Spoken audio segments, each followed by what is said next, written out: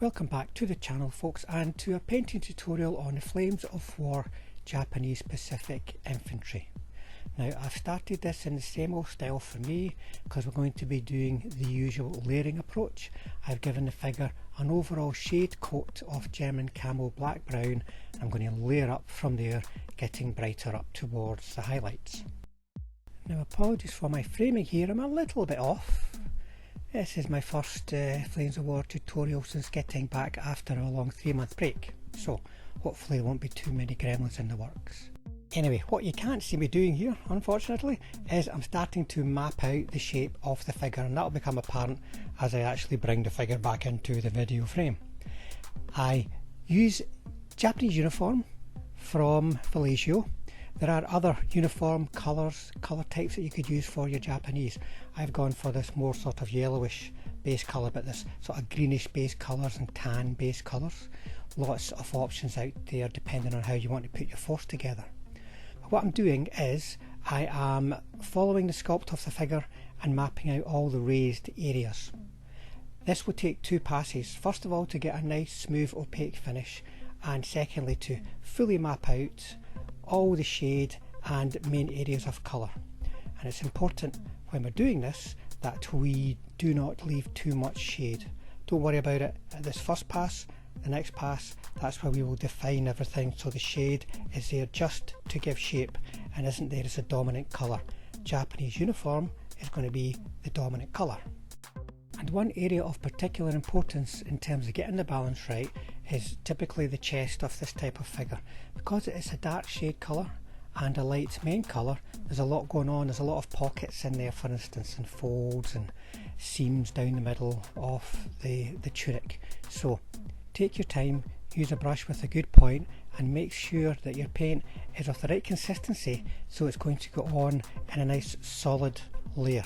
Tiny little layer, remember, we're working on very small areas, but if the paint is a little bit watery, those tiny little areas, it'll just seep off them into the shade and we won't get that sharp definition that we're looking for. And here I am putting on the second coat of the Japanese uniform colour. And you notice that I'm using a smaller brush than I used to put the first coat on. That just gives me a little bit more confidence and control that I'm going to be working neatly around all the shade areas. But this is the point where we're going to start cutting into the shade, leaving only the minimum amount required to provide the depth and the shape for the overall miniature. And hopefully you can see how the figure's really starting to pop already. Most of the work's already been done for us just by our choice of colour, and it's going to stand out very strongly on the base and on the tabletop.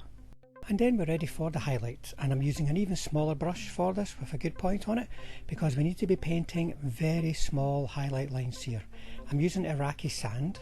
I don't want that to be a dominant colour, just in the same way as I don't want the German Camo black brown to dominate. It's just a highlight to be used in conjunction with the shade. By that I mean preferably directly beside each shade line, and that way you're going to get maximum contrast, maximum shape and maximum depth. The right consistency of paint is important here again. You're painting tiny little lines and you want to paint them in one pass. If the paint is dragging off your brush, then it's too dry and you get a ragged, unclear line. If it is flowing off too much, then it will settle down away from those points that you're highlighting and you'll get a softer line which isn't really going to give you that sharp definition you need. But a bit of practice and you'll get it sorted. Now that's the bulk of the painting done with the uniform finished, but there's lots of little areas that need our attention, and I'm going to start with webbing, pouches and the leg wraps, and for that my main colour is going to be green grey. This is a very bright colour again, so we have to be careful about the shade that we're leaving, but typically I'm just going to be leaving the German Camo black brown to define the boundaries of all these little areas, such as the straps and the bags. But the bags, for instance, have got a main body and a flap front, so leaving that little line between that main body and the front adds a bit of definition. But then we come to the leg wraps, which are a little bit more tricky. Here I'm not going to try and get every single little bit of detail here, I just want to create the look of the wraps, so I'm going to be painting lines. Typically I go for 4 here, just paint them around all the way around the leg. Remember, it's a three-dimensional object, so go all the way around. It'll also reduce the amount of shade that you're leaving. Don't leave it in between the areas that are hard to reach, you know, between the legs. Then as a highlight for the green grey, I'm going to be using pastel green. Now this is a very, very bright colour. Even though it's on green grey, which is bright itself, it really pops, which is what we want to get a good definition between the green grey areas and the uniform, but it needs very thin lines as a result. A lot of control is required here. If you don't get the balance right with this colour, it will really dominate those areas. And once again, the wraps are really tricky for this process. This is where a great deal of concentration is required, but it's worth it in the end because it'll look nice and sharp when we're done. Then I'm moving on to leather brown, and I'm going to use that on the officers' pouches, satchels, the boots for the infantry, the water bottles for the infantry too, but that's just going to be a sort of base colour because I'm going to add another colour to them as I go. Now I'm going to highlight these leather areas with new wood. This gives it the look of worn leather as well. I'm going to use that same highlight on the boots of the standard infantry, but the water bottle that I'd previously given a coat of the leather brown, I'm going to give it a main coat, like a highlight, but more like a main coat of US field drab, and then I'm going to just paint the straps that hold the water bottle in place using some of the pastel green. I painted the officers' boots black. Now I'm going to highlight them with German grey, and that'll be it, no more than that, that's sufficient. The metallic areas such as swords and weapons I have also painted black, and I'm now going to start layering them up, moving on first to German grey, leaving some of the black there to help define the deepest areas of shade, but the German grey is going to be the main area of shade going forward. Then as a subtle highlight for these metallic areas, I'm going to be using Luftwaffe uniform. It gives a blue finish, but it works well at this scale to make these little metal details pop without being too bright. And then for the officer swords, these are not dull pieces of weaponry. These are sharp, bright objects, so I'm going to go up a level with the highlights and use a light grey colour such as London grey or medium sea grey to hit the edges to help it really pop. Now onto the weapon stocks, and I have given them a shade colour of flat earth, and I will then go in with a careful and small highlight of new wood. This is just enough to give it a bit of definition, depth and warmth. We don't want to do too much with these small areas, but we don't want to just put that one layer of paint down. Now for the rifle straps, you could use a leather colour for this, but I like to use a fabric colour. So I'm using either medium grey or, in this case, World War II beige. Now for that imperial Japanese look, a lot of the figures have got banners such as on the rifle and also the big main standard. These are all dominated by a white background, so to create that, first of all I use deck tan. That will be the shade colour for white, and it's also a very good foundation colour for painting white in all circumstances. So I'm going to leave some of that shade colour visible. It's more obvious when you are painting the small banners where the folds are. The larger banners I'm going to map it out in a way similar as to how I would map out the shape of a uniform, for instance, and you can see here I'm just painting these lines which I will build on in the subsequent layers. And here I am adding another layer, reducing the amount of shade to the minimum required to define the shape that we want on the flag. The flag is quite flat, so we're just going to create shape where we think it might be, where there might be a little fold as it's flapping in the air, so to speak. Now for the main banner, I'm going to add an additional layer, which is going to be the white colour glazed over the top. Now a glaze is not a wash, it's just a thin layer, even layer of paint over the entire surface, and that will just help me get a smoother transition between the light and the dark. but it keeps things layered up the way. I don't like to wash down the way, I like to wash up the way, if you understand, and the glaze allows me to do that so that I'm working towards a bright overall finish. And then for the sun emblem on the rifle banners, it's going to be just painting an appropriately sized circle in red. I'm using burnt cadmium red as a shade colour. That will help define the shape of the final look. The final look is going to have a red in the centre of that circle. The shade will just help give it a little bit of definition.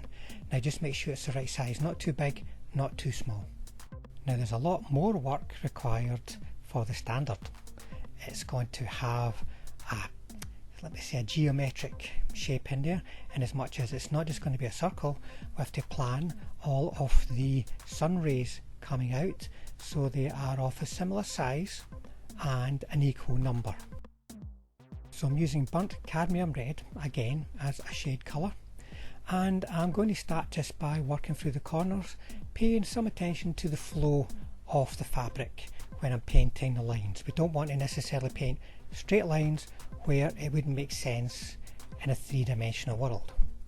But remember to get the right shape for these lines, and this is where planning and spacing is really important, because these spread out the way from the sun at the centre, narrower at the bottom, the point nearest the centre, widest at the top. And then it's time to start adding in the other sun rays, working carefully, bearing in mind that the line we're painting is going to change in shape and size as we go, and just try and keep it even across the entire banner. So this is quite a tricky thing to do, folks, especially in the hard to reach areas, but it's well worth it if you can achieve it to get that classic Imperial Japanese Army banner. And then we can move on to some red to make this really pop. The rifle banners are nice and simple, just a wee dot in the middle there, but the main banner we're going to have to use the mapping out that we have already put in with the shade and just fill it in. Being careful not to be putting the paint on too thick here, folks. We've got a lot of layers of paint on here, we want to try and keep it smooth, but we also want to carefully define the shade colour that we're leaving behind. It has to be just a very, very thin frame for the main red colour, just to help it pop against the lighter background. And I'm just going to be taking my time, carefully working through all those sun rays, working through the sun itself. And hopefully you can see that's worked out quite well. Got some nice bright contrasting colours, but with sufficient shade and depth to the overall flag so that it looks three-dimensional, not too flat.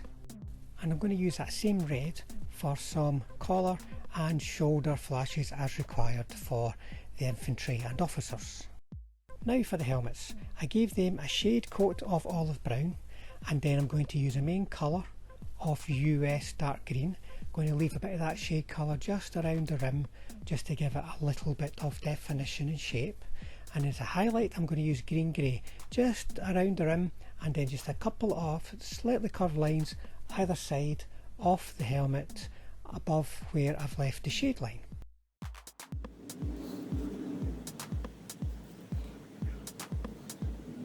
And then to finish off, it's time to do the skin. So I've given the skin a shade coat of saddle brown.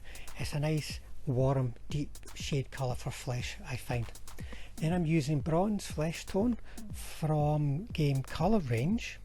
Similar colours will work fine for this. And then I'm going to start layering up the face and the fingers and the hands. Now for the face, I'm going to be painting the nose, the lips, the chin, the cheekbones. It doesn't have to be too complicated, folks, because if you highlight all those areas, it'll create the shape of a face that we all as human beings easily recognise. And then the hands, well, you've got fingers, and across the back of the hand you've maybe got the open hand, so you can do fingers on both sides and do the palm. Simple stuff, simple little strokes of the paint, and you'll be able to get that down in most cases in just one pass. Though you may find on the face or the backs of the hand, the larger areas relatively speaking, that you might have to come back for another pass, like on the cheeks for instance, or the backs of the hands.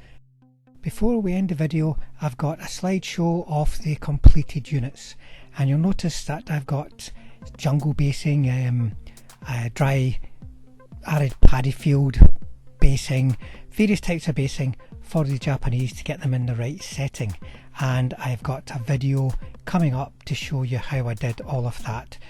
So if you've not already subscribed, you might want to do so you don't miss out. And if you do subscribe and you hit the bell button, that means we'll definitely see you all on the next one.